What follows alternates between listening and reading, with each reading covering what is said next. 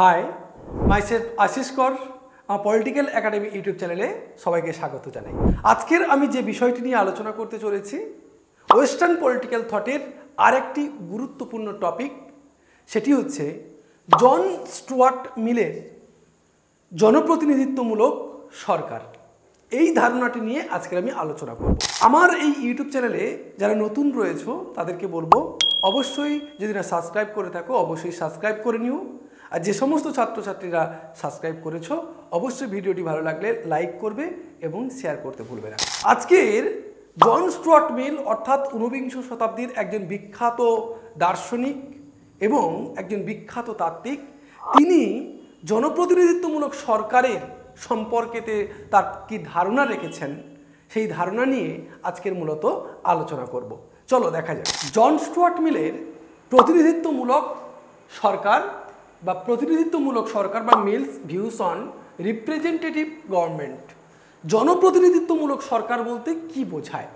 আমরা জনপ্রতিনিধিত্বমূলক সরকার বলতে কি বোঝাচ্ছি? যে জনগণের প্রতিনিধি থাকবে। আমরা যেমন ভারতবর্ষে আমরা লক্ষ্য করি যে আমাদের কি হয়, ভারতবর্ষের ক্ষেত্রে জনপ্রতিনিধি থাকে। আমরা দেখো এমএলএ এমপি যারা আমরা যাদেরকে নির্বাচন করি, তারা হচ্ছে আমাদের প্রতিনিধি হিসেবে সংসদে বা পার্লামেন্টে তারা কাজ করে, তারা আইন তৈরি করে, তারা দেশ পরিচালনায় অংশগ্রহণ করে থাকে। তাহলে এখানেও জন স্টুয়ার্ট মিল মূলত এই একই কথা বলতে চাইছে যে প্রতিনিধিত্বমূলক সরকার গণতন্ত্রকে স্থায়িত্ব করে তুলতে পারে। গণতন্ত্রের ক্ষেত্রে স্থায়িত্ব আনতে পারে হচ্ছে প্রতিনিধিত্বমূলক সরকার। তিনি প্রতিনিধিত্বমূলক সরকারের পক্ষে তিনি কথা বলছেন। কেন এই প্রতিনিধিত্বমূলক সরকারের পক্ষে তিনি কথা বলছেন? কারণ তিনি মনে করছেন যে এই প্রতিনিধিত্বমূলক সরকারের মধ্য দিয়ে যদি গণতন্ত্রকে সুনিশ্চিত করা যায়, তাহলে ব্যক্তির স্বাধীনতাকেও কিন্তু সুনিশ্চিত করা যাবে। আমি আগের দিন ক্লাসে তোমাদের লিবার্টি অর্থাৎ জন স্টুয়ার্ট মিলের লিবার্টি নিয়ে আমি তোমাদেরকে পড়িয়েছি।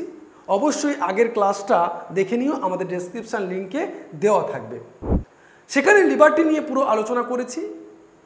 এখানে হচ্ছে গণতান্ত্রিক যে ব্যবস্থা, যে প্রতিনিধিত্বমূলক সরকার গড়ে তোলার কথা বলছে, একদম প্রথম পয়েন্টটি বলছে আদর্শগত দিক থেকেও এই প্রতিনিধিত্বমূলক গণতন্ত্রই হচ্ছে শ্রেষ্ঠ কথা। আমি যদি আদর্শের দিক থেকে দেখতে যাই, সেখানেও গণতান্ত্রিক যে রাষ্ট্র ব্যবস্থা সেটাও কিন্তু একটা শ্রেষ্ঠ ব্যবস্থা হিসেবে তিনি মনে করছেন।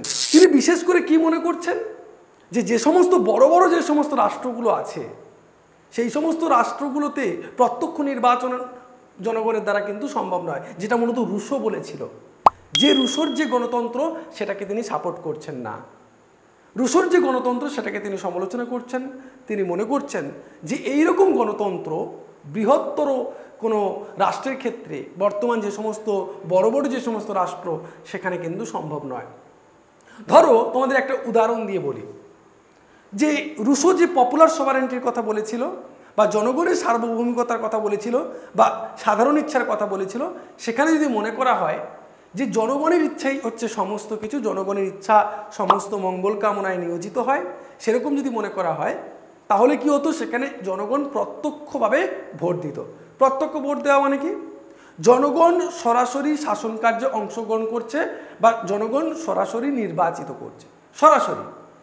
কিন্তু তুমি দেখো আমাদের কিছু কিছু ক্ষেত্রে আমরা জনগণ, ভারতবর্ষের যে জনগণ, আমরাও কিন্তু প্রত্যক্ষভাবে কিছু কিছু ক্ষেত্রে ভোট দিয়ে থাকি। তো আমরা যেমন এমপি, যেমন এমএলএ, এদের যখন নির্বাচন করি তখন কিন্তু আমরা সরাসরি ভোট দিয়ে থাকি। আমাদের ভারতবর্ষে দুটো ভোট কালচার রয়েছে, একটা হচ্ছে প্রত্যক্ষ, একটা হচ্ছে পরোক্ষ। যখন রাষ্ট্রপতি নির্বাচন হয় তখন কিন্তু আমরা ভোট দিতে যাই না, তাই তো? আমরা তখন ভোট দিতে যাই না। তখন আমাদের যে প্রতিনিধি, যারা আমরা এমএলএ করেছি, যাদেরকে আমরা এমপি করেছি, তারা কিন্তু সেখানে ভোট দিতে যায়। অর্থাৎ আমাদের যে প্রতিনিধি তারাই কিন্তু ভোট দিচ্ছে। এখানে মিল যেটা বলার চেষ্টা করছে, দেখো উদারনৈতিক যে ব্যবস্থার যে মিল, তিনি যে বইটি লিখেছিলেন কনসিডারেশন অন রিপ্রেজেন্টেটিভ গভর্নমেন্ট, এই গ্রন্থে তিনি আদর্শগত দিক থেকে প্রতিনিধিত্বমূলক সরকারের ধারণাকে তিনি প্রতিষ্ঠিত করতে চাইছেন। বলছে আদর্শগত দিক থেকেও প্রতিনিধিত্বমূলক সরকার কিন্তু যথেষ্ট গুরুত্বপূর্ণ। গণতন্ত্রের জন্য, মানুষের স্বাধীনতার জন্য, মানুষের সর্বাঙ্গীন বিকাশের জন্য কিন্তু এই প্রতিনিধিত্বমূলক সরকার কিন্তু সর্বোৎকৃষ্ট, বা এই প্রতিনিধিত্বমূলক সরকার প্রয়োজন। তিনি কি মনে করছেন? তিনি মনে করছেন যে সার্বভৌম ক্ষমতা হচ্ছে একটা নিয়ন্ত্রিত ক্ষমতা এবং চরম ক্ষমতা। সেই চরম ক্ষমতা যেহেতু বলছে, দেখো, চরম এবং নিয়ন্ত্রিত ক্ষমতা সমগ্র সমাজের ওপর ন্যস্ত থাকে, তখন আদর্শগত দিক থেকে তাকে শ্রেষ্ঠ শাসন ব্যবস্থা বলা হয়। কিন্তু তিনি একটা কথা খুব ভালো করেই জানতেন, মিল উপলব্ধি করেছিলেন, যেহেতু বর্তমান যে বড় বড় যে সমস্ত রাষ্ট্র ব্যবস্থা রয়েছে, বৃহদায়তন যে সমাজ ব্যবস্থা রয়েছে, সেখানে কিন্তু প্রত্যক্ষ নির্বাচন ব্যবস্থা সেখানে কিন্তু সম্ভব নয়। কখনোই সেই বিষয় থেকে কখনোই প্রত্যক্ষ নির্বাচন ব্যবস্থা করা কিন্তু সম্ভব নয়। তাই তিনি কি বলেছিল? তাই তিনি নির্বাচিত প্রতিনিধিদের দ্বারা পরিচালনার কথা বলেছিল, যে আমি প্রতিনিধি নির্বাচন করব এবং সেই প্রতিনিধিরাই পুরো সমগ্র সমাজটাকে, পুরো রাষ্ট্রটাকে পরিচালিত করবে। এটাই ছিল আমাদের আদর্শগত দিক থেকে গণতন্ত্রের যে প্রতিনিধিত্বমূলক গণতন্ত্র, তার হচ্ছে মূল কথা। প্রতিনিধির মধ্য দিয়ে পরিচালিত করবে। তিনি বলছেন যে প্রতিনিধিত্বমূলক গণতন্ত্রই হলো ভালো শাসন ব্যবস্থা।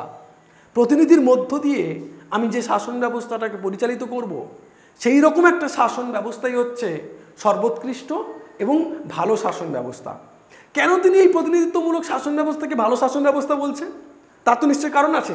বলছে, দেখো, কারণ এই সরকার জনগণকে সুখী এবং উন্নত করে তুলতে পারে। এই সরকার জনগণকে সুখী এবং উন্নত করে তুলতে পারে, কারণ জনগণ সরাসরি তার প্রতিনিধিদের ভোট দান করে থাকে এবং প্রতিনিধিরা সেই রাষ্ট্র ব্যবস্থাটাকে চালাতে পারে। তিনি ব্যক্তি স্বাধীনতার সঙ্গে রাজনৈতিক সাম্যের সমন্বয় ঘটাতে চেয়েছিলেন। তিনি যে ব্যক্তি স্বাধীনতার কথা বলছেন এবং রাজনৈতিক সাম্যের কথা বলছেন, তার মধ্যে একটা মেলবন্ধন করতে তিনি চাইছেন। এবং তিনি বিশ্বাস করতেন যে পদমর্যাদা নির্বিশেষে সব নাগরিকই সমান এবং জনগণের সার্বভৌমিকতাই সরকারকে বৈধতা দান করতে পারে। তাই তিনি মূলত প্রতিনিধিত্বমূলক সরকার, কোট আনকোট প্রতিনিধিত্বমূলক সরকার এর কথা বলছেন। প্রতিনিধিত্বমূলক সরকারের মধ্য দিয়ে ব্যক্তি স্বাধীনতা, গণতন্ত্র এটা সুনিশ্চিতভাবে পরিচালিত হতে পারে এবং সবথেকে শ্রেষ্ঠ ব্যবস্থা বলে তিনি মনে করছেন। দ্বিতীয় যে কথাটি বলছে, খুব গুরুত্বপূর্ণ একটি কথা বলছেন, খুব গুরুত্বপূর্ণ একটি পয়েন্ট, সেটা হচ্ছে গণতন্ত্রের শর্ত। তিনি তো গণতন্ত্রের কথা বলছেন, তিনি তো গণতন্ত্রের রক্ষার জন্য প্রতিনিধিত্বমূলক সরকারের কথা বলছেন, তাহলে গণতন্ত্রের আবার শর্ত কিসের? তিনি অ্যাকচুয়ালি জানতেন যে গণতন্ত্র হচ্ছে একটা ভালো শাসন ব্যবস্থা, তার থেকে প্রতিনিধিত্বমূলক শাসন ব্যবস্থা হচ্ছে আরও ভালো শাসন ব্যবস্থা। কিন্তু তিনি একটি কথা বলতে চাইছেন বারবার, যে দেখো, গণতান্ত্রিক যে সরকার, যে প্রতিনিধিত্বমূলক যে গণতন্ত্রকে তিনি যে আদর্শ গণতন্ত্র বলে মনে করছেন, আদর্শ যে সরকার বা রিপ্রেজেন্টেটিভ যে গভর্নমেন্ট, সেটাকে আদর্শ সরকার বলে তিনি মনে করছেন বা আদর্শ গণতন্ত্র বলে মনে করছেন, সেখানেও কিন্তু বাধা রয়েছে, সেখানেও কিন্তু তার ত্রুটি বিচ্যুতি রয়েছে এবং তার ত্রুটি বিচ্যুতি থাকবে এবং থাকতে বাধ্য। সেটা সম্পর্কে তিনি জানতেন আগে থেকে, যে যতই ভালো শাসন ব্যবস্থা হোক না কেন, কোট আনকোট, তার একটা ত্রুটি বিচ্যুতি থাকবে, তার একটা নেগেটিভ পয়েন্ট থাকবে, তার একটা ব্যর্থতার জায়গা থাকবে, তার একটা নেগেটিভ জায়গাগুলো গড়ে উঠবে। তাই জন্য এবং সেজন্য তিনি কি করছেন? তিনি শর্ত সাপেক্ষে প্রতিনিধিত্বমূলক গণতন্ত্রকে প্রতিষ্ঠা করার কথা কিন্তু বলেন। তিনি শর্ত সাপেক্ষে প্রতিনিধিত্বমূলক সরকার গঠনের কথা বলছেন। তিনি শর্তের মধ্য দিয়ে বেঁধে রাখছেন, তিনি শর্তহীনভাবে কিন্তু বলছেন না প্রতিনিধিত্বমূলক সরকারের কথা। আমরা কর্তব্য পালন ছাড়া যেমন অধিকার ভোগের কথা কখনোই ভাবতে পারি না, ঠিক তেমনি এখানে শুধুমাত্র প্রতিনিধিত্বমূলক গণতন্ত্রই প্রতিষ্ঠা করে দিলাম, সেটা কিন্তু শুধু ভালো বলে দিলাম তা কিন্তু নয়। কিছু কিছু গণতন্ত্রের মধ্য দিয়ে কিছু শর্ত তিনি চাপিয়ে দিচ্ছেন। তিনটে মূল শর্ত তিনি দিয়েছিলেন। কি কি শর্ত আমরা দেখে নেব।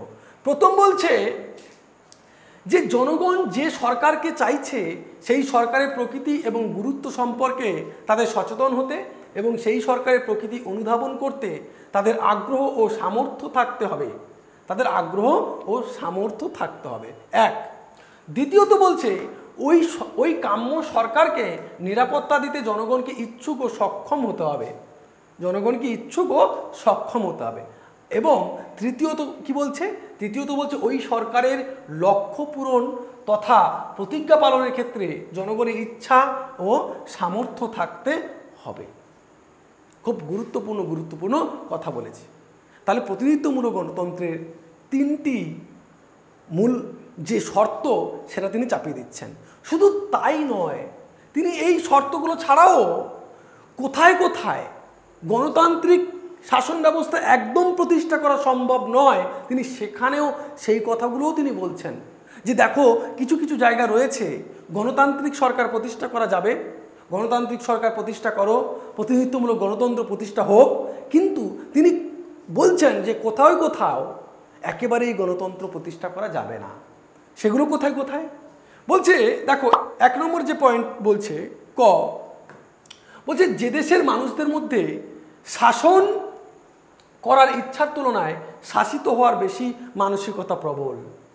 যে সমস্ত দেশের মানুষগুলোর শাসন করার ইচ্ছার অপেক্ষা শাসিত হওয়ার ইচ্ছা অনেক বেশি, সেগুলোকে কিন্তু গণতন্ত্র প্রতিষ্ঠা করা সম্ভব নয় বা সেগুলো যাবে না। তারপরে দ্বিতীয় কি বলছে, যেখানে মানুষ সহজেই সামরিক শক্তির প্রতি আনুগত্য দেখায়। তোমরা দেখেছো মাঝে মাঝে যে সমস্ত দেশ গণতন্ত্র হয়েছে অনেক ক্ষেত্রে সামরিক শাসনও কিন্তু উঠে এসছে, কারণ সেই সমস্ত দেশের মানুষরা সামরিক শাসনকে বেশি প্রাধান্য দেয়। যেমন ইরাক, ইরান বা আমাদের দেখেছে বিশেষ করে আমাদের পাকিস্তান, এই সমস্ত রাষ্ট্রগুলোতে কিন্তু সামরিক যে বাহিনী তারা কিন্তু ক্ষমতা দখল করেছিল, তাই না? তো তাহলে তোমরা বুঝতে পারবে যে কেন গণতন্ত্রকে প্রতিষ্ঠা করার কথা না বলছেন তিনি।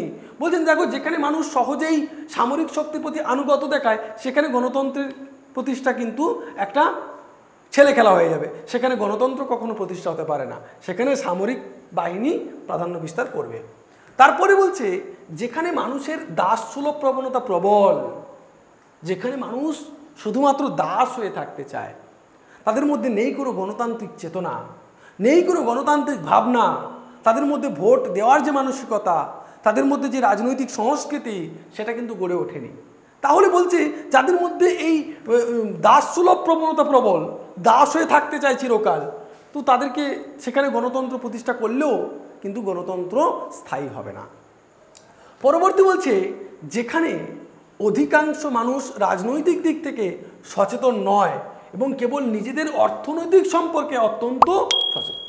তাহলে এই যে দিকটা কথা বলতে চাইছে, বলছে যেখানে মানুষের দাসসুলভ প্রবণতা প্রবল, যেখানে অধিকাংশ মানুষ রাজনৈতিক দিক থেকে সচেতন নয়, অধিকাংশ মানুষ যেখানে রাজনৈতিক দিক থেকে সচেতন নয়, সেই সমস্ত দিকেও গণতন্ত্র প্রতিষ্ঠা করা যাবে না। শুধুমাত্র যেখানে তারা রাজনৈতিক সচেতন, রাজনৈতিক স্বার্থ বা বিশেষ করে যেখানে হচ্ছে অর্থনৈতিক স্বার্থের জন্য তারা সবসময় কাজ করে, সেখানে বেশি অর্থনৈতিক স্বার্থ নিয়ে তারা আগ্রহ দেখায়, রাজনৈতিক স্বার্থ নিয়ে তাদের কোনো মাথা ব্যথা নেই, সেই সমস্ত জায়গাতেও কিন্তু গণতন্ত্র প্রতিষ্ঠা করা যাবে না। তাহলে গণতন্ত্র প্রতিষ্ঠা করতে গেলেও, প্রতিনিধিত্বমূলক সরকার প্রতিষ্ঠা করতে গেলেও, রিপ্রেজেন্টেটিভ গভর্নমেন্ট প্রতিষ্ঠা করতে গেলেও কিন্তু এখানে মূলত গণতন্ত্রের কিছু শর্ত কিন্তু তিনি দিচ্ছেন। শর্তের কথা কিন্তু এখানে তিনি বলছেন, শর্তহীন গণতন্ত্রের কথা বলছেন না। এবারে তোমরা লক্ষ্য করে দেখো তৃতীয় যে পয়েন্টটির কথা বলছে যে সমানুপাতিক প্রতিনিধিত্ব, এই পয়েন্টটি কিন্তু অত্যন্ত গুরুত্বপূর্ণ। সমানুপাতিক প্রতিনিধিত্ব, সমান অনুপাতে প্রতিনিধি থাকবে, এই যে কথাটি বলছে মিল, কেন তিনি এই কথাটি বলছে, কেন সমানুপাতিক প্রতিনিধিত্বের কথা তিনি বলতে চাইছে? আসলে গণতন্ত্র সম্পর্কে তোমরা শর্তগুলো দেখলে, শর্তগুলো বুঝলে যে তিনি জানতেন যে গণতান্ত্রিক শাসন ব্যবস্থা ভালো হলেও গণতান্ত্রিক শাসন ব্যবস্থার কিছু ব্যাকগ্রাউন্ডের দিক থেকে কোনো নেগেটিভিটি রয়েছে, ব্যর্থতার দিকগুলো রয়েছে, সেই বিষয়গুলো তিনি কিন্তু জানতেন। তিনি যদিও একজন বিশুদ্ধ গণতন্ত্রী, কিন্তু তাও তিনি গণতন্ত্রের বিপদ এবং গণতন্ত্রের দুর্বলতা সম্পর্কে তিনি জানতেন। তিনি জানতেন গণতন্ত্রের দুর্বলতা কিন্তু রয়েছে, তাই তিনি গণতন্ত্রের শর্তগুলোও কিন্তু দিয়েছিল, তাই না? তাহলে সেখান থেকে তিনি কি মনে করছেন?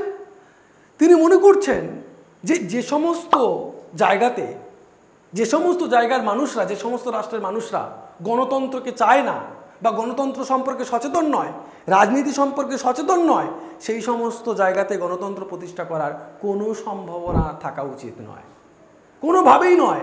কারণ যে সমস্ত রাষ্ট্রে গণতন্ত্র প্রতিষ্ঠা করতে চায় না, যে সমস্ত রাষ্ট্রে সচেতন নয়, সেই সমস্ত রাষ্ট্রে কী হবে, সেখানে যদি আমি গণতন্ত্র প্রতিষ্ঠা করতে যাই, সেখানে অশিক্ষিতরা ভিড় করবে। এই জন্য তিনি বারবার করে একটি কথা বলতে চাইছেন যে গণতান্ত্রিক মনোভাবাপন্ন নয় এমন সমাজে যদি গণতন্ত্র প্রতিষ্ঠিত হয়, সেখানে কি হবে? সেখানে সংখ্যাগরিষ্ঠের স্বেচ্ছাচারিতা দেখা দেবে। সেখানে কি হবে? সেখানে অযোগ্য ও অশিক্ষিতদের শাসন দেখা দিতে পারে। কারণ যে সমস্ত জায়গায় গণতন্ত্র প্রতিষ্ঠা করতে যারা রাজি নয়, সেখানকার সচেতন নয়, সেখানে গণতন্ত্র প্রতিষ্ঠা হলে কি হবে? সেখানে যদি তারা অশিক্ষিত হয়, তারা সব না বুঝে ভোট দিল, তারা সংখ্যাগরিষ্ঠ হলে গণতান্ত্রিক শাসন ব্যবস্থা পরিচালিত হবে। এবারে সংখ্যাগরিষ্ঠ যারা রয়েছে তারাই কিন্তু শাসন কাঠামোর মূল স্তম্ভে বসে তারা বিচার করবে। সংখ্যাগরিষ্ঠরাই কিন্তু সমস্ত বিচার, সমস্ত আইন কানুন সমস্ত তারাই ঠিক করবে। আর যারা সংখ্যালঘিষ্ঠ আছে, যারা সংখ্যার দিক থেকে কম আছে, যারা সংখ্যালঘু আছে, তারা কি করবে? তারা ওই সংখ্যাগরিষ্ঠের দ্বারা, যারা সংখ্যায় বেশি তাদের দ্বারা সংখ্যালঘিষ্ঠরা শোষিত হবে এবং শাসিত হবে। এটা তিনি মনে করেছিলেন। তার জন্য বলল এখানে কিন্তু একটা আশঙ্কা দেখা দিতে পারে। তার জন্য তিনি প্রতিনিধিত্ব ব্যবস্থা, প্রতিনিধিত্বমূলক যে গণতান্ত্রিক ব্যবস্থা, সেখানে যাতে একটা সুস্থ শাসন ব্যবস্থা গড়ে উঠতে পারে, তার জন্য তিনি কতগুলো গণতান্ত্রিক যে নীতি সেগুলো আমরা দেখেছি, সেগুলো তিনি দিয়েছিল বা বলেছিল। দেখো, এখানে মূলত গণতন্ত্র যেহেতু সংখ্যাগরিষ্ঠের প্রাধান্য সুনিশ্চিত করে এবং সংখ্যালঘিষ্ঠের এখানে গুরুত্ব অবহেলিত হয়, সেজন্য শাসন ব্যবস্থায় সংখ্যাগুরু জনগণ কর্তৃক সংখ্যালঘু জনগণের নিপীড়িত হওয়ার আশঙ্কা থেকেই যায়। জনগণের যে জায়গাটা, সেখানে বলছি যে গণতান্ত্রিক যে ব্যবস্থা, সেখানে কি হয়? সেখানে সংখ্যাগরিষ্ঠের মতামতকেই প্রাধান্য দেওয়া হয়। যারা সংখ্যাগরিষ্ঠ হয় তারাই মূলত শাসন ব্যবস্থা প্রতিষ্ঠিত করে, শাসন ব্যবস্থা পরিচালনা করে, আইন ব্যবস্থা পরিচালনা করে। তাহলে একটা কথা তুমি ভাগ করে দেখো, একটা কথা তুমি ভেবে দেখো, যদি গণতান্ত্রিক যে রাষ্ট্র ব্যবস্থা, সেখানে সংখ্যাগরিষ্ঠ মানুষরা প্রতিনিধিত্বমূলক শাসন ব্যবস্থা করে থাকে, সেখানে যদি সংখ্যাগরিষ্ঠরা তাদের মতামতকে চাপিয়ে দিতে থাকে, তাহলে কি হবে? সংখ্যা যারা লঘিষ্ঠ তারা কিন্তু নিপীড়িত হবে, তাদের কিন্তু মতামতগুলো একেবারে উপেক্ষিত হবে, তাদের কোনো মতামত শোনা হবে না। এই জন্য তিনি একটা কথা বলেছিলেন, তোমাদেরকে বারবার করে একটা কথা বলি, যে যদি আমি আগের দিন লিবার্টি পড়াতে গিয়ে বলেছিলাম যে যদি 100 জনও থাকে, 100 জনের মধ্যে যদি 99 জন সঠিক একটা গুরুত্বপূর্ণ মতামত দেয়, তার স্বাধীনতা আছে, লিবার্টি আছে কথা বলার, মতামত প্রকাশের, তবুও কোনোভাবেই সংখ্যালঘু যে জনগণ, যে একজন মানুষ বিপরীতে কথা বলেছে, স্রোতের প্রতিকূলে গিয়ে কথা বলেছে, তার কথাও কিন্তু তোমাকে মানতে হবে বা তার কথাও কিন্তু তোমাকে শুনতে হবে। কারণ তারও কিন্তু মতামত প্রকাশের স্বাধীনতা আছে, সে সংখ্যালঘু হলেও। তাই এখানেও তিনি কী করছেন, যে গণতান্ত্রিক যে শাসন ব্যবস্থা, সেখানে যেহেতু সংখ্যালঘু যারা রয়েছে তাদের মতামতের কোনো জায়গা তখন থাকবে না। যদি সংখ্যালঘিষ্ঠরা এখানে মতামত স্থাপন করে, তখন কি হবে? যারা লঘিষ্ঠ, যারা গরিষ্ঠরা যদি শাসন ক্ষমতায় থাকে, সংখ্যালঘিষ্ঠ যারা কম আছে তারা কিন্তু কোনো মতামত দিতে পারছে না, তারা সবসময় তাদের দ্বারা শোষিত এবং নিপীড়িত হবে। তাই তিনি বলছেন যে প্রতিনিধিত্বমূলক শাসন ব্যবস্থা সমানুপাতিক প্রতিনিধিত্ব হওয়া প্রয়োজন। তিনি এই কথাটা বলছেন। যে সমস্ত রাজনৈতিক দল রয়েছে, যে সমস্ত গোষ্ঠী রয়েছে, বলছে গোষ্ঠী, রাজনৈতিক দল, তাদেরও কিন্তু সমান অনুপাতে তাদের সদস্য থাকা উচিত, সমান অনুপাতে, প্রত্যেক জায়গা থেকে সমান অনুপাতে সদস্য থাকবে। তাহলে কি হবে? সংখ্যালঘুদের মতামতটাও তাদের প্রাধান্য পাবে এবং যারা সংখ্যাগরিষ্ঠ আছে প্রত্যেকের মতামত এখানে প্রাধান্য পাবে। তাহলে প্রতিটা জায়গা থেকে, প্রতিটা রাজনৈতিক দল থেকে যাতে সদস্য থাকে তার ব্যবস্থা করা উচিত।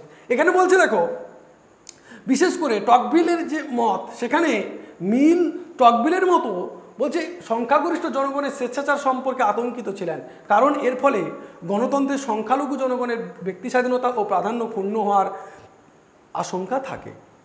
তাই মিল কি বলছেন?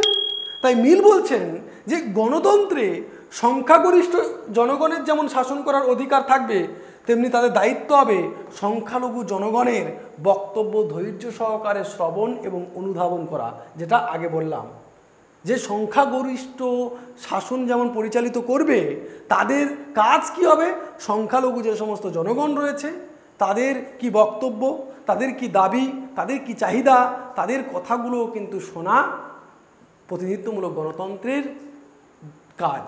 কারণ সংখ্যাগরিষ্ঠ যে সমস্ত মানুষরা রয়েছে তাদের কিন্তু কাজ। যথার্থ গণতন্ত্রে বলছে, যথার্থ যে গণতন্ত্র ব্যবস্থা প্রতিষ্ঠিত হবে, সেই যথার্থ গণতন্ত্রে কি হবে? প্রতিটি দল এবং গোষ্ঠীরই সমানুপাতিক প্রতিনিধিত্ব থাকা উচিত বলে তিনি মনে করছেন। বলছে যেটা হচ্ছে যথার্থ গণতন্ত্র বলে আমরা মনে করছি, সেই যথার্থ গণতন্ত্রে কি হবে? বলছে যথার্থ গণতন্ত্রে প্রতিটি দল এবং গোষ্ঠীর সমানুপাতিক প্রতিনিধিত্ব থাকবে, তাহলেই এই সমানুপাতিক প্রতিনিধিত্ব গড়ে উঠবে। সংখ্যালঘু যারা মানুষ আছে তাদেরও কিন্তু কথা শুনতে পাবো। শুধুমাত্র সংখ্যাগরিষ্ঠ মানুষরা বলবে, তারা তাদের মতামতটাকে সংখ্যালঘিষ্ঠের উপর চাপিয়ে দেবে, এটা কিন্তু ঠিক নয়। গণতান্ত্রিক শাসন ব্যবস্থা প্রত্যেকের জন্য শাসন ব্যবস্থা, তাদের কথাও শুনতে হবে যারা সংখ্যালঘু। তাই বলছে সুতরাং শাসন ব্যবস্থার সংখ্যালঘুদেরও যথার্থ প্রতিনিধি থাকা প্রয়োজন। যারা সংখ্যালঘু রয়েছে, তোমরা এই জন্য দেখবে কিছু আসন সংরক্ষণের ব্যবস্থা আমাদের ভারতবর্ষে লক্ষ্য করতে পাওয়া যায়, যাতে অনেকটা হলেও গণতান্ত্রিক ব্যবস্থাটাকে ভালোভাবে প্রতিষ্ঠিত করা যায়। তারপরে যে পয়েন্টটি তোমরা দেখতে পাচ্ছ এখানে, শিক্ষার প্রসার ও শ্রেষ্ঠত্ববাদ। শিক্ষার প্রসার এবং শ্রেষ্ঠত্ববাদে মিল একটা কথা খুব ভালোভাবে তুলে ধরতে চাইছেন। সেখানে তিনি বলতে চাইছেন যে দেখো ভাই, গণতান্ত্রিক শাসন ব্যবস্থা তো প্রতিষ্ঠিত হবে, গণতন্ত্র তো একটা ভালো জিনিস, গণতান্ত্রিক শাসন ব্যবস্থাও ভালো জিনিস, তার মধ্যে প্রতিনিধিত্বমূলক সরকারটাও আরও ভালো জিনিস। অর্থাৎ তিনি বিশুদ্ধ গণতান্ত্রিক যে রাষ্ট্র ব্যবস্থা সেটা তিনি চেয়েছেন, তিনি যে স্বাধীনতা সেটা তিনি চেয়েছেন, তিনি লিবার্টির কথা বলছেন, তিনি গণতন্ত্রের কথা বলছেন, জনপ্রতিনিধিত্বমূলক সরকারের কথা বলছেন। তিনি জনপ্রতিনিধিত্বমূলক সরকার করে বলতে গিয়ে তিনি বলছেন যে সরকার কারা ঠিক করবে? গণতান্ত্রিক শাসন ব্যবস্থায় ভোট কারা দিতে যাচ্ছে? ভোট দিতে হবে তো, গণতান্ত্রিক শাসন ব্যবস্থা ভোট দিতে হবে, তুমি আমি সবাই মিলে ভোট দিতে যাই। তিনি বলছেন মিলের যে মূল কথা, বলছে শিক্ষার প্রসার এবং শ্রেষ্ঠত্ববাদে কি বলছে? একটি কথা বলছে যে দেখো 18 বছর অর্থাৎ আমাদের যে প্রাপ্তবয়স্কের ভোট এখন হচ্ছে, বলছে তিনি বলছেন প্রাপ্তবয়স্কদের ভোটাধিকার তিনি স্বীকার করে নিচ্ছেন, কিন্তু তাও তিনি বলছেন যে ভোট প্রত্যেকে দেওয়াটা হয়তো ঠিক হবে না, কারণ ভোট দেওয়ার উচিত তাদেরকেই, যারা ভোট দেবে তাদের ভোট দেওয়া উচিত যারা হচ্ছে প্রকৃত শিক্ষিত, যারা শিক্ষা দীক্ষা আছে, যাদের মধ্যে শিক্ষা নেই, যারা অশিক্ষায় ভরপুর, যাদের মধ্যে কোনো রকম চেতনা নেই, যাদের মধ্যে কোনো রকম রাজনৈতিক সচেতনতা নেই, তারা যদি ভোট দিতে যায় তাহলে কি হবে? তাহলে গণতন্ত্র কিন্তু উল্টো পথে চলবে, কারণ তখন মূর্খদের একটা শাসন ব্যবস্থায় পরিণত হবে গণতন্ত্র। গণতন্ত্র ব্যবস্থায় তারা ভুল পথে পরিচালিত করবে গণতন্ত্র ব্যবস্থাটাকে, কারণ তারা তো রাজনৈতিক ব্যবস্থা সম্পর্কে সচেতন নয়, তারা তো শিক্ষিত নয়, তারা তো জানে না সেই বিষয় সম্পর্কে, তাহলে তাদেরকে ভোট দান করাটা উচিত নয়। তার জন্য তিনি মনে করছেন যে সংখ্যাগরিষ্ঠের যে স্বেচ্ছাচারিতা, সংখ্যাগরিষ্ঠ আমরা যে বলছি, হ্যাঁ, তার বিপদের সম্ভাবনার কথা ভেবে তিনি শুধু শঙ্কিত হননি। তিনি সংখ্যালঘিষ্ঠের যেমন স্বাধীনতাকে সুনিশ্চিত করতে চেয়েছিলেন, তিনি চাইছেন যে শুধুমাত্র যে সংখ্যাগরিষ্ঠ মানুষরাই শাসন করবে তা নয়। সেখানে তিনি বলছেন যে যারা অজ্ঞ, যারা অশিক্ষিত, যারা রাজনৈতিকভাবে সচেতনহীন, সেই সমস্ত মানুষদের থেকেও গণতান্ত্রিক ব্যবস্থাটাকে রক্ষা করতে হবে, কারণ এরা যদি ভোট দেয়, এরা যদি গণতান্ত্রিক অধিকার প্রয়োগ করে, তাহলে কিন্তু সঠিক অর্থে গণতন্ত্র প্রতিষ্ঠিত হবে না। এই জন্য তিনি বলছেন যে যারা জ্ঞানী গুণী শিক্ষিত আলোকপ্রাপ্ত তাদের প্রতিনিধির ওপর তারা অধিকতর আস্থা ছিল। যারা জ্ঞানী গুণী, যাদের জ্ঞান আছে, যারা আলোকপ্রাপ্ত ব্যক্তি, যারা শিক্ষিত মানুষ, তার উপরে তিনি বেশি করে গুরুত্ব দিচ্ছেন। বলছে ভোটে অংশগ্রহণ তারাই করুক, সকলে যদি অংশগ্রহণ করতে যায় তাহলে কিন্তু সেই গণতন্ত্র সঠিকভাবে প্রতিষ্ঠিত হতে পারে না। তার যদি তিনি বলছেন যে সার্বজনীন প্রাপ্তবয়স্ক ভোটাধিকারের পক্ষে তিনি মতামত প্রকাশ করছেন, সেটা ঠিক, কিন্তু নির্বাচকদের উপর তিনি কি বলছেন, নিয়ন্ত্রণ আরোপ করছেন যে কারা ভোট দেবে। নির্বাচক যারা রয়েছে তাদের উপর তিনি একটা গুরুত্বপূর্ণ নিয়ন্ত্রণ আরোপ করছেন। তার মধ্যে কি বলছে, তিনি কি বলতে চাইছেন, তিনি বলতে চাইছেন যদি সার্বজনীন ভোটাধিকারের আগে আমরা সার্বজনীন শিক্ষাটাকে বেশি গুরুত্ব দিতে পারি, সেটাই হবে প্রকৃত গণতন্ত্রের একটা চাবিকাঠি। সার্বজনীন ভোটাধিকার নয়, আগে শিক্ষা ব্যবস্থাকে গড়ে তোলা হোক।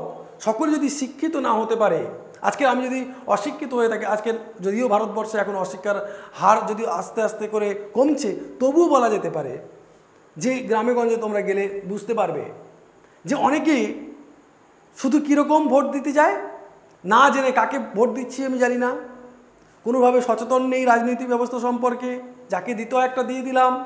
এটা তুমি করো নাকি? একটু জেনে আমাকে কমেন্ট করে বলবে।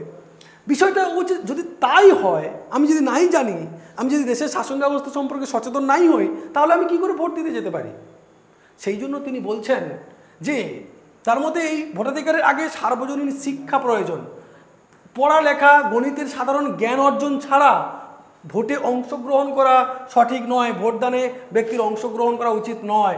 পড়ালেখা ছাড়া, গণিতের উপরে সাধারণ জ্ঞান ছাড়া, তিনি বলতে চাইছেন, অর্থাৎ তিনি বলছেন যে শিক্ষা ছাড়া কোনোভাবেই ভোটে অংশগ্রহণ করা উচিত নয়। তিনি বলছেন, কি বলছেন, তিনি বলার চেষ্টা করছেন যে এই যে যারা অযোগ্য, যারা অশিক্ষিত মানুষ, তাদের হাত থেকে সংসদীয় গণতন্ত্রকে রক্ষা করার জন্য মেধা ও সম্পত্তি নিরিখে একাধিক ভোটদানের নীতি তিনি গ্রহণ করছেন, তিনি সমর্থন করেছেন।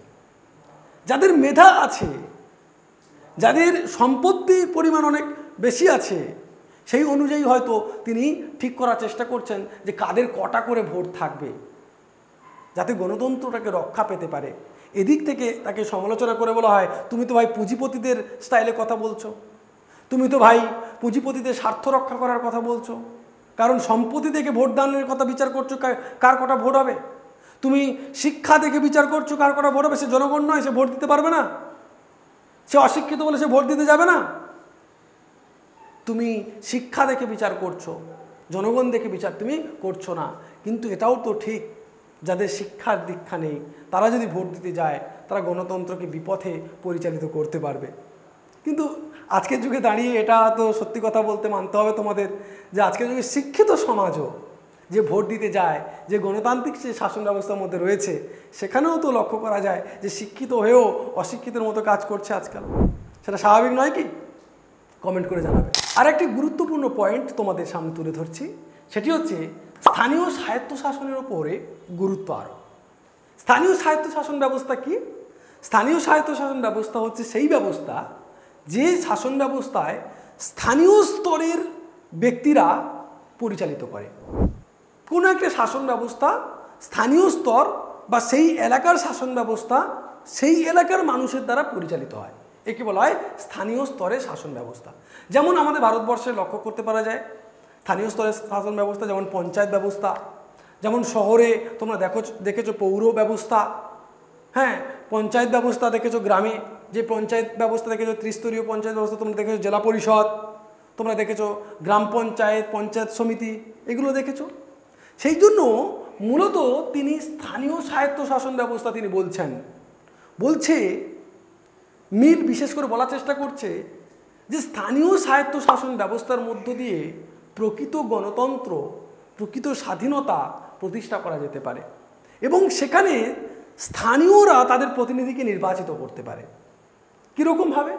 বলছে স্থানীয় স্বায়ত্তশাসনমূলক ব্যবস্থা তিনি চাইছেন কেন, তার উপরে গুরুত্ব আরোপ করতে চাইছেন কেন?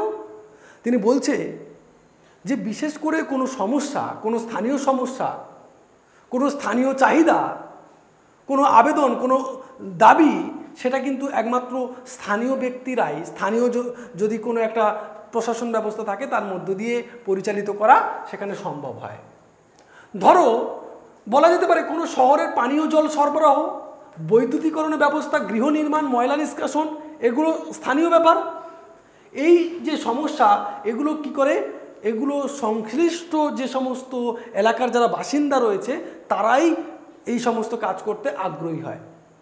অর্থাৎ তিনি স্থানীয় স্তরের শাসন ব্যবস্থার উপরে গুরুত্ব আরোপ করছেন। তিনি বলছেন যে গ্রামের স্তরে শাসন ব্যবস্থা থেকে শুরু করে শহরের জন্য শাসন ব্যবস্থা, নির্দিষ্ট একটা স্থানীয় স্তরে শাসন ব্যবস্থা প্রতিষ্ঠিত হবে স্থানীয় এলাকায়। বলছে স্থানীয় এলাকার বিষয়সমূহ সংশ্লিষ্ট অঞ্চলের আগ্রহী অধিবাসীদের দ্বারা পরিচালিত হওয়া উচিত বলে মনে করছে। স্থানীয় স্তরে যে সমস্ত সমস্যা, যে সমস্ত কার্যকলাপ, সেগুলো স্থানীয় ব্যক্তিদের দ্বারা, সেই অঞ্চলের ব্যক্তিদের দ্বারা পরিচালিত হওয়া আবশ্যক। কারণ সেখানকার সমস্যা, তাদের যে চাহিদা, তাদের যে দাবি, তারাই কিন্তু ভালো বুঝতে পারবে। সেই এলাকার একটা রাস্তা দরকার, না ব্রিজ দরকার, না কি দরকার, না পানীয় জল দরকার, না একটা ল্যাম্পপোস্ট দরকার, নাকি অন্য কিছু দরকার, তোমাদের কিছু দরকার, সেগুলো কিন্তু একমাত্র ওই স্থানীয় স্তরে জানতে পারবে। স্থানীয় স্তরে যে সমস্ত ব্যক্তিরা আছে তারাই কিন্তু জানতে পারবে, তাই না? তাহলে সেই জায়গা থেকে হিসাব করে দেখো, বলছে মিল মনে করতেন যে কোনো দেশের সরকারি কার্যাবলী এত বিপুল যে স্থানীয় সরকার, আর কি কারণ তিনি বলছে মিল এটা মনে করতেন যে একটা দেশের মধ্যে প্রশাসনিক কার্যকলাপ এত বিপুল থাকে, পরিধিগত দিক থেকে এত বিপুল কার্যাবলী থাকে, তা কেবলমাত্র একটা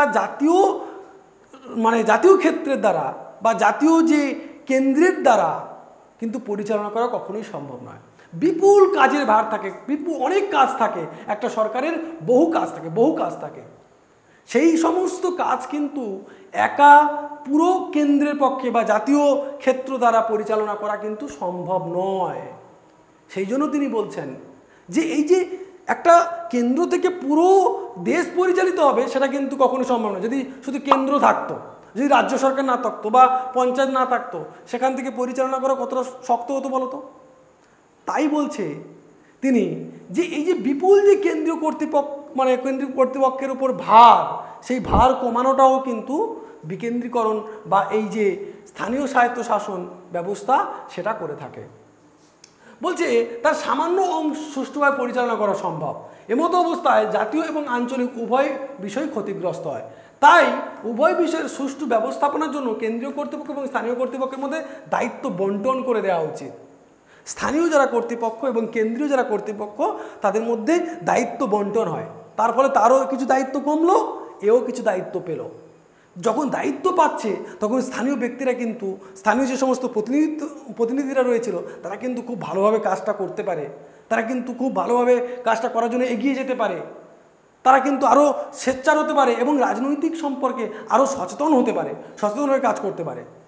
তিনি মনে করছেন যদি তাদের এইরকম দায়িত্ব দেওয়া যায়, যদি এরকম কাজ দেওয়া যায়, তাহলে কিন্তু তারা সেই সমস্ত রাজনৈতিক ব্যবস্থা সম্পর্কে আরও সচেতন হবে, রাজনৈতিক ব্যবস্থা সম্পর্কে তারা আরও ভালো করে বুঝতে শিখবে, বুঝতে পারবে, এবং তারা গণতান্ত্রিক যে নাগরিক, সেই নাগরিক তারা প্রতিষ্ঠানের সাথে তারা যোগদান করবে এবং সেখানকার যে শিক্ষাগত মূল্য সেটাও কিন্তু তারা বুঝতে শিখবে।